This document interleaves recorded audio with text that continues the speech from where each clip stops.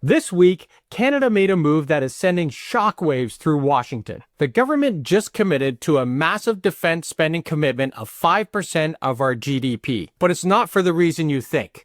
This isn't about appeasing an ally, it's about breaking free from dependency. That's right. It comes as trade talks with the U.S. collapse over a new tech tax, and as usual, a premier in Alberta is fanning the flames of separatism. Canada is facing pressure from all sides, and this week it decided to push back hard. So stick with us as we unpack the strategy. Well, it finally happened, people. Trump threw a fit over Canada's digital service tax and walked away from trade talks like a toddler who just found out he has to share his toys. That's right. The U.S. just walked away from trade negotiations because Canada dared to suggest tech giants should possibly pay taxes like the rest of us. Shocking, I know. Poor Amazon. How will they survive without dodging a 3% fee on Canadian ads and data mining our dog food preferences? Let's be clear. This tax has been in the works for years. Trudeau put it on the books back in 2021. And hey, Biden didn't love it, but at least he handled it like an adult. He threatened targeted tariffs and kept negotiating. But Trump? Oh, Trump shows up with his usual subtlety, calls it unfair, and screams about Canadian dairy, then rage quits the room before dessert. The digital tax is already happening in Europe. Canada's simply stepping up, and over 5 years, it's expected to bring in more than $7 billion, which is enough to cover national dental care and finally fund a new passport printer. And that dairy meltdown? Total fiction. Under the USMCA, his own deal, Canada agreed to allow U.S. dairy imports up to a specific quota tariff-free. Anything above that gets hit with higher tariffs. And here's the kicker. The U.S. never even hit those quotas. In fact, American producers couldn't ship enough milk to meet Canadian demand. The quota sat there, lonely, like a MAGA hat at a pride parade. But instead of admitting that, Trump blames Canada for a violation that never happened. Because the facts don't matter when you're performing for your stupid base. He even threatened to slap new tariffs on Canadian goods within the next 7-day period, just like he does with everything else. 2-week deadlines, massive deals, justice. It all vanishes faster than the truth on Truth Social. So what's next? Probably some retaliatory tariffs and press conferences full of lies and Fox News segments called Why Canada Hates Freedom. But listen, we'll be ready with facts, friends, and yes, actual cheese curds. And hey, just a quick heads up. If you want to support our work and join our behind-the-scenes community, hit that join button below, and we'll tell you more about it at the end of this video. So guess what? Canada's 5% defense spending commitment? Well, that's a go. And if you're watching this from the US and thinking that Canada's just folded under Trump's pressure, sorry, nope. This came straight from Mark Carney's campaign. It's not about giving in, it's about getting out from under the shadow of the U.S. dependency. This is about Canada finally acting like a sovereign country with its own priorities and its own power. The 5% isn't just tanks and fighter jets. It includes AI, Arctic surveillance, cyber defense, soldier salaries, infrastructure upgrades, NORAD modernization, and defending Canadian democracy from foreign threats, including the one to the south. Oh yeah, we went there. Because Carney isn't pretending that the U.S. is a reliable partner anymore. Not with Trump threatening tariffs, cutting deals with dictators, and literally demanding Canada pay a $61 billion protection fee to join his missile dome. And no, Canadians aren't freaking out. In fact, polling shows that a majority of Canadians support investing more in national defense. As long as it includes Arctic sovereignty, military wages, and real tech innovation. Not just buying tanks to park in a garage or perform in a parade. So, my question is, how are we going to pay for it? Well, they're saying that we're going to reallocate fossil fuel subsidies, crack down on offshore tax cheats, and put a windfall tax on mega defense contractors. But here's the real question that I have. Can he fund it all without cutting into the things Canadians care most about, like healthcare, education, or green energy? He better not, and so far the government says no cuts. But reality check? How are you really going to ramp up 5% without touching something? At some point, money has to come from somewhere. So, while most Canadians support boosting defense spending in theory, especially on sovereignty, salaries, and tech, we'll see how that support holds if services get squeezed or taxes creep up.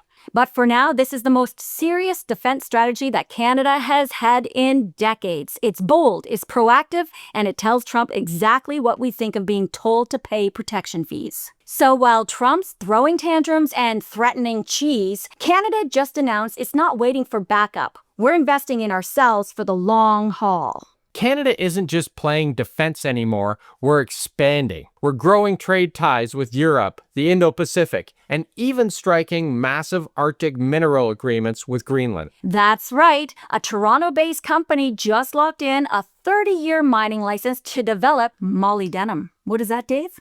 Well, it's a critical defense mineral that is used to harden steel.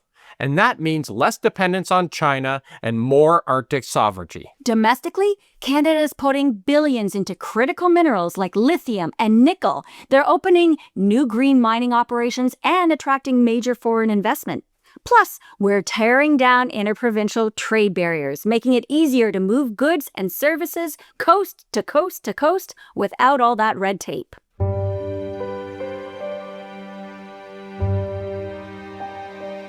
It was a great relationship when we were friends with the U.S., but Trump has aligned himself with Russia, China, Saudi Arabia, and North Korea. These are regimes known for crushing dissent, jailing critics, and ignoring basic human rights. He doesn't just trade with them, he admires their strongman leaders. And that's not an ally to Canada anymore. That's a dangerous admirer of dictators. Trump loves to brag. We have all the cards, every single one. We don't want to do anything bad, but economically, we have such power over Canada. Funny, because in reality, Canada actually holds some pretty big cards. Critical minerals, energy exports, food, security, and hey, global trust. While Canada and the rest of the world are playing chess, Taco Trump is playing Go Fish with his cards. So, if you need a stark reminder of how far America has drifted, just this week, a Canadian citizen, Johnny Noveo, died in ICE custody in Florida. According to his lawyer, Noveo was a quiet, polite man. He'd served time in county jail, yes, but he was on probation and wasn't considered a danger to anyone. But he was still picked up by ICE in May and died alone in a detention center on Monday. His story made headlines here because he was Canadian. But think about all the people in those facilities whose stories we never hear. ICE detention centers have become the 21st century internment camps. Places where migrants disappear without accountability, they're stripped of dignity and basic rights. One Canadian name breaks through the noise, but there are thousands more who vanish without a voice. And Deb, this is why Canada is moving away, not just for economic sovereignty, but for moral sovereignty. We're not turning our backs on Americans, we're turning our backs on a system that treats human lives like paperwork. Alberta Premier Danielle Smith is back at it again, fanning the flames of separatism like she's auditioning for a job at Fox News Canada. I am so sick of her. But let's be clear, okay? She's not calling herself a MAGA, but we are. And hey, if the oil-funded cowboy boot fits. As Smith says, Albertans' desire to leave Canada has never been higher. But, spoiler alert, that's not actually true. Support for full separation is hovering around 29%.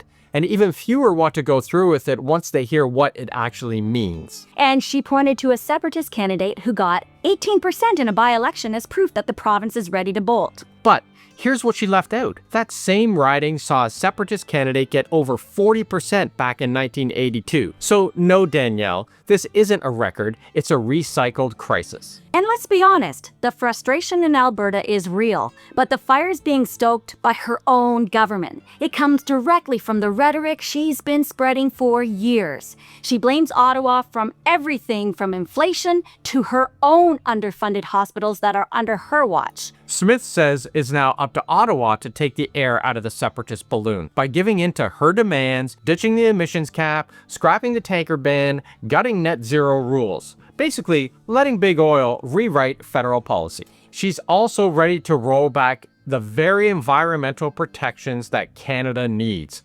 Smith has vowed to challenge federal emission caps, push for coal mining, overturn net zero grid rules, and fight off tanker bans, all to boost fossil fuel production. These laws weren't just green window dressings. They existed to stem climate change. It's something that Smith doesn't care about, and she's threatening to gut them all for money.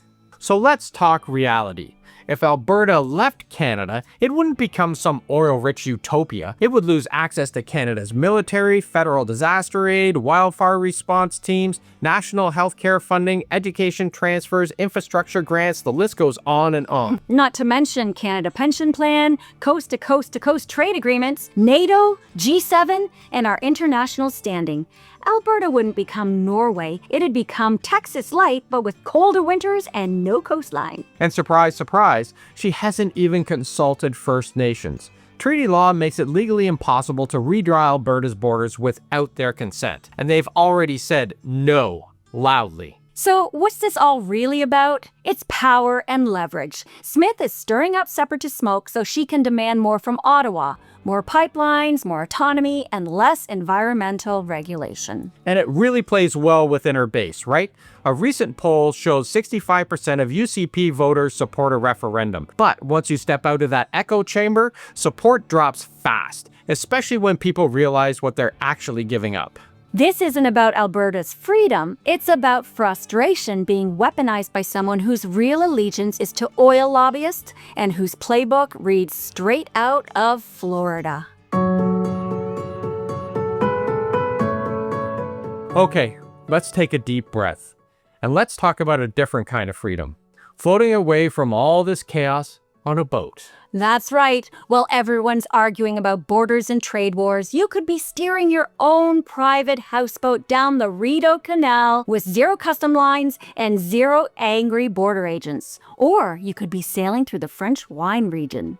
Our friends at Le Boat are offering a summer flash sale. 30% off all June and July departures worldwide if you book before July 10th. That means you can do a true Canadian staycation or hop over to Europe. No U.S. borders required. Canadian options include the Rideau Canal and the historic Trent Severn Waterway. If you do feel like skipping the Tim Hortons drive-thru for croissants, Le Boat has roots in Europe as well. Plus, you're the captain of your own boat. No license required. Just you, your crew, and some epic sunsets. So, if you've been thinking about a staycation that still feels adventurous, or a Europe trip without the U.S. airport headaches, check out Le Boat's flash sale at leboat.com/deals and watch our videos in our Le Boat playlist in the links below.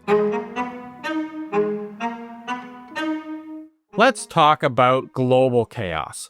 Last week, Trump ordered a surprise B-2 bomber strike on 3 Iranian nuclear sites and called it Operation Midnight Hammer. Trump claimed that they were completely and totally obliterated, but leaks later confirmed they were only temporarily degraded and are expected to be operational again in just a few months. Then came the briefing from former Fox News host turned Secretary of Defense Pete Hegseth. Yes, that Pete Hegseth. He didn't just lecture the press, he yelled at them, accusing journalists of doomsday-level anti-Trump bias and dared them to go to Iran if they questioned the mission. It was pure meltdown energy, the kind of shouting you'd expect at a pro wrestling weigh-in, not a Pentagon podium. They're just spinning, these people. They are completely nuts. Think about it, Dave. We wouldn't even be in this mess if Trump didn't leave the Iran nuclear agreement in his first term. And what's he doing now? He's dropping F-bombs in public. Very presidential. Bold words coming from a guy whose Middle East strategy is basically shaking the magic 8-ball and seeing if it says, "Bomb now." Experts are warning that unilateral strikes without a diplomatic roadmap won't just destabilize Iran, it'll send ripple effects through Iraq, Israel, Saudi Arabia, and far beyond. Canada responded swiftly. PM Carney and Foreign Minister Anita Anand urged immediate diplomacy, called for congressional oversight, and warned that further violence could spiral into an uncontrollable war. But really, what is that going to do? The damage is done, and Trump has ignited something that we don't even know the ramifications yet. Before Ottawa heads off on its summer break, they just squeezed in one last surprise, Bill C-5. Mark Carney's big nation-building projects bill zipped through the Senate this week, unamended.